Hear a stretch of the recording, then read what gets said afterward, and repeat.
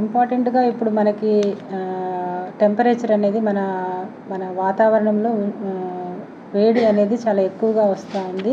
ఎండాకాలం చాలా సివియర్‌గా ఉంది. మనది 43, 45 డిగ్రీల దాకా టెంపరేచర్ అనేది ఎక్కువ అవుతా ఉంది.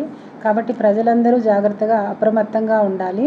వడదెబ్బ, వడగాలులు వడగాలులు ఎక్కువ ఉండడం వల్ల వడదెబ్బ తగిలే అవకాశం ఎక్కువగా ఉంటుంది.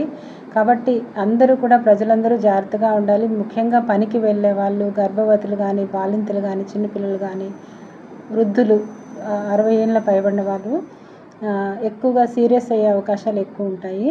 సో మార్నింగ్ పొద్దున్నే ఏదైనా పని మొదలుపెట్టి పనికి వెళ్ళే వాళ్ళైతే ఉదయం 6 గంటల నుంచి 11 గంటల లోపల పని అనేది కంప్లీట్ చేసుకోవాలి. 11 దాటితే ఎండ తీవ్రత ఎక్కువయ్యి టెంపరేచర్ అనేది ఎక్కువ 45 డిగ్రీల సెల్సియస్ అలా వెళ్ళే అవకాశం ఉంది. కాబట్టి ఈ ఉష్ణోగ్రత ఎక్కువ అవడం వలన మన బాడీ ఎక్కువసేపు మనం ఎండకి ఉన్నాము అంటే, ఎండలో ఏదైనా పని చేస్తూ ఉన్నామంటే ఆ వేడి వల్ల మన శరీర ఉష్ణోగ్రత అనేది 104 డిగ్రీలకి, 105 డిగ్రీలకి చేరే అవకాశాలు ఉంటాయి.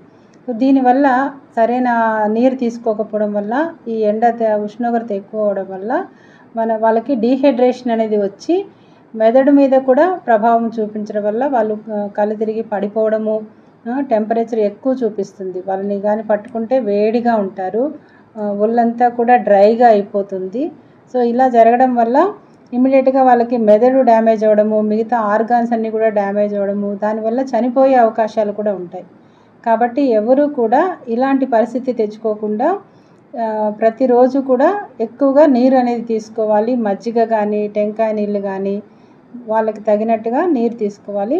అదేవిధంగా మా ప్రాథమిక ఆరోగ్య కేంద్రాలంతటా కూడా ఓఆర్ఎస్ ద్రావణం ప్యాకెట్స్ అనేవి కూడా అందరికీ సప్లై చేశాము.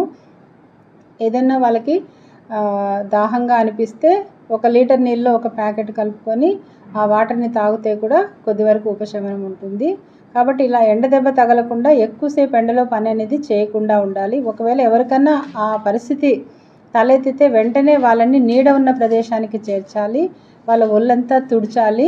చల్లటి వాతావరణంలో గాలి తగిలే దగ్గర పెట్టి వెంటనే 108 అంబులెన్స్కి పిలిచి నియర్ బై హాస్పిటల్కి తీసుకెళ్ళి ట్రీట్మెంట్ అనేది ఇప్పించాలి.